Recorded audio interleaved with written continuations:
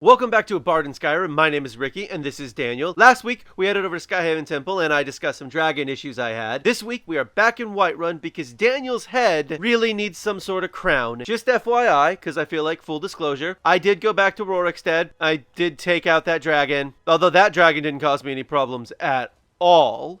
It was another dragon that caused me problems. That dragon was a piece of cake. As well as selling everything that I got from last week. The only other thing I did, aside from sell stuff between last week and this week, is that I went ahead and put 1 point into the Alchemist perk, because I've been thinking that Daniel probably should be making at least some potions. And then I made some potions. I also got 2 Giant's Toes last week, and what am I supposed to do? Not increase my alchemy skill by 2 by making 2 potions with it? So we've come here to read a very specific book. Here's the book we're here to read. The Aetherium Wars. Ooh, which we can just take. And basically all this is talking about is dwarves and Aetherium and the Forge. And yes, okay. And now we're going to go investigate the ruins of Arkngthamz, or whatever, however you say it. I think that was right. Arkngthamz is probably correct. Now, to be clear on the whole alchemy thing, I am not going to spend any time in any of these videos doing any kind of potioning for any real length of time. Like, I might make a health potion, don't get me wrong. Hello, vampires. Hey, you know what I really shouldn't have done? No, well, it worked out. I was going to say, use the thing that they're not, yeah, they're, you know, kind of weak to fire. And they're not weak to frost. Hello. Saber cat. So I'm not going to be hunting down giants or anything like that. But like the saber cat is a saber cat tooth, which is involved in potioning. I'm pretty sure I use it to make fortify smithing potions, which are not useful in this playthrough. We are, however, about to enter a bunch of dwarven ruins, so I'll probably get some dwarven oil, which can be useful in making really, really valuable potions if you combine it with death bell and salt pile. That's a pretty valuable thing. Or just combine it with taproot because they have exactly the same ingredients. Hello, I think I may have gone the wrong direction. I already fought a saber cat in this episode. I don't need to fight a second one. Oh, and a third one. Okay, well, this is... no. No. We're done. Oh, wait, hang on. That's the living saber cat I was trying to loot. That didn't sound good. Hello, Katria. What are you still doing here? Well... Let me guess. You're here for the treasure, aren't you? Just like all the others. No. What treasure? It's a long story. You ever heard of Aetherium? Yes. A rare mineral used by the dwarves. Supposedly, they had to build a special forge, the Aetherium Forge, to even work with it. The items it made were so powerful, they went to war over it, and the forge was lost. Or so the story goes. And that story led you here? I spent my life tracking down that legend, until my damn apprentice stole everything from me, and published it all under his own name. Oh, that's not good. And now I can't rest. Not until I have proof.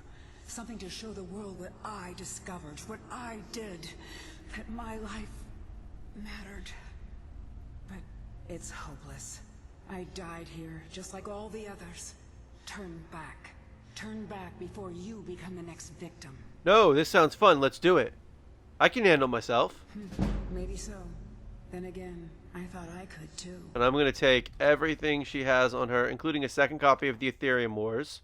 But I'm not going to take her clothes because she kind of gets a little uppity about that.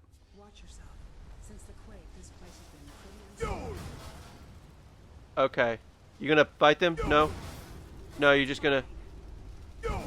No, okay. That's fine. I got them. Don't worry. The dwarven oil is gonna be great and useful, and that's that. There we go, okay. More dwarven oil. So, these stupid resonator things are annoying. And it's why I picked up all the arrows. Because I'm gonna need them.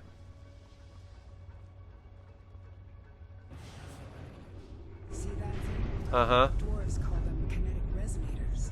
Don't see them very often, at least not among the clans in Skyrim. Just hit them, and they'll do whatever it is they're supposed to do. But not with shouts, which is problematic. Falmer up ahead. Okay. It's like flies, no matter how many you kill. Yeah, it's almost like an entire race of elves being enslaved by another race of elves was a recipe for them being still around when their masters disappear. What are you doing? Use the thing that's more powerful. Kill it! Thank you.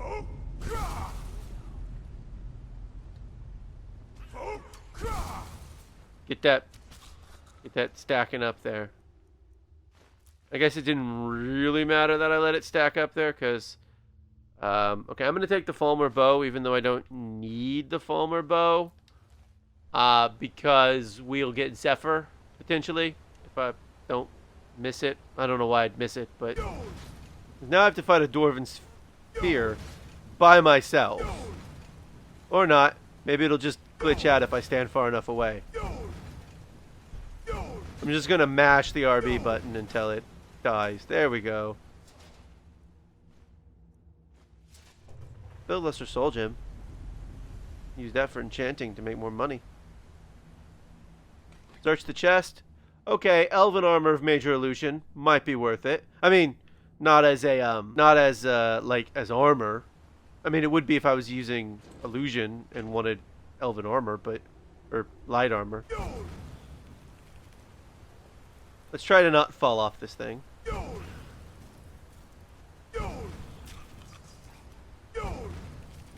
I'm definitely enjoying the fact that my shouts recover so much quicker. I did not want to pick that up than they did previously. Because I was like, this game's getting too easy. Yeah. Behind you.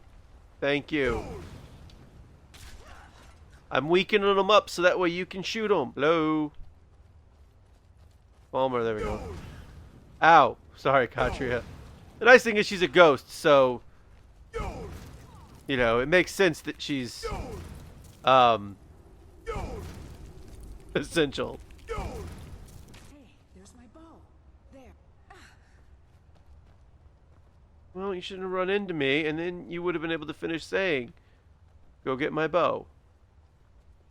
Now, Zephyr I do like. It's one of my favorite bows because it fires pretty quickly. Although, I mean, bow draw speed isn't really that important. Unless you're, like, playing an archer that isn't a stealth archer. But why would you do that? Just to prove that you can? That's not something I've ever done, certainly. So this is one of those puzzles that I really should have committed to memory by now. As many times as I've done this game. We need to talk. Okay. You know what this is? It's a lock. A tonal lock. Simple and very, very deadly. Sure. See the resonators up there? Strike them in the right order. Uh-huh. The door should open. Get it wrong and, well, you've seen what happened when I tried it. The earthquake? Yeah, I thought I was prepared for anything. How can you prepare for a damned earthquake? Be smarter. And that was just one trap. Look around. Who knows what else this thing is capable of? So I'm gonna come over here to this guy, and he has a longbow and a scrap of paper that tells me 2 and 3. Coincidentally or not, Katria's journal has this same thing in here. There it is. That gets me 1 and 2. This is the first and maybe only time we'll see Daniel use a bow. 1, 2, 3. Now, I am pretty confident that one's 4. Back up. Yes, that one is 4, and this one is 5. Got it. I did. Thank you. It was so good. I am amazing. Come on, I've been in here for 20 minutes now. So, it is real. Yep. What is this? Let me see it. Look, on the edge here. This has been cut, precisely cut. If you had another piece about the same size, it would snap right in. Cool. I saw a drawing of this once. This shard, it's part of a key. Okay. A key made of pure Aetherium. The key to the forge. So we should find the rest of the shards. We have to find the other pieces, of course. There should be, 3 more. Okay. Okay, so let's get the rest of the stuff, though. Circlet of Destruction. Silver necklace. Nice. Amulet of Zenithar. Useful. Buying prices are pretty good there. Hide Armor of Conjuring. Spell Tome Fear. Novice Robes of Illusion. Also, I mean, a lot of stuff you can turn into dwarven metal ingots, among other things. So the exit to this dungeon is literally just, hey, jump into that water. But no thank you. Fine. I'm going to use my magic spell, Shout, that can turn me ethereal for a second. I will say this, I have not used Become Ethereal nearly enough in this playthrough, because I can't tell you how many times I should have used it and haven't. Like against that dragon last week that you didn't see. So, the next 2 areas are here somewhere and here somewhere. It's by Mazolft. One of them is by Mazolft and one of them is over by the Snow Elf Hut. And then there's going to be a dungeon here-ish by the dungeon you do at the end of the Thieves Guild. And then the actual forge is like right here or something. So that little triangle-shaped thing, that's where we're headed next. Came to Snow Elf Hut with the specific intention of trying to find it, and now we found it, sort of. Although I imagine we might be using Become Ethereal just to get down from this cliff, because it is not this high up. And here's the next Aetherium shard. Oh! Beat me to it this time. Yes, I did. Well, that's the second one. We're halfway there. I'll keep looking. See you soon. Okay. Bye, Katria. So this dragon respawns, but this is one of the dragons that when they respawn, you don't get a soul. So we're not gonna deal with it right now. Or ever, because I'm not gonna fight a dragon in this episode. I mean, yeah, okay, I get more dragon bones that I could sell, but there's no real reason to. Or maybe we'll fight the dragon. Really? Leave me alone. No, that's actually 2 different dragons. This is a different dragon. This is one of those just flying around dragons. This might just be a flying around dragon.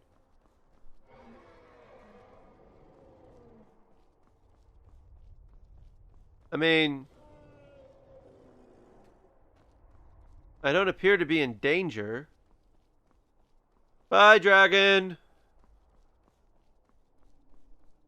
Alright, well, I guess we won't be fighting a dragon in this game. We will, however, be fighting some wolves.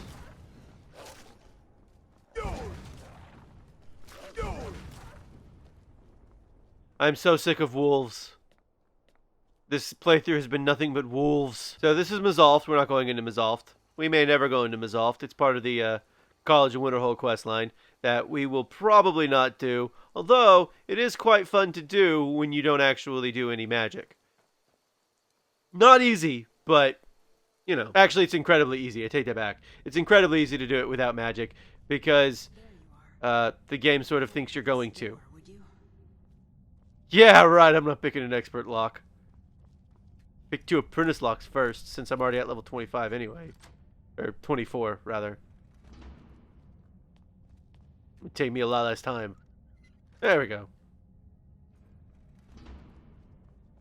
You're going to have to walk around.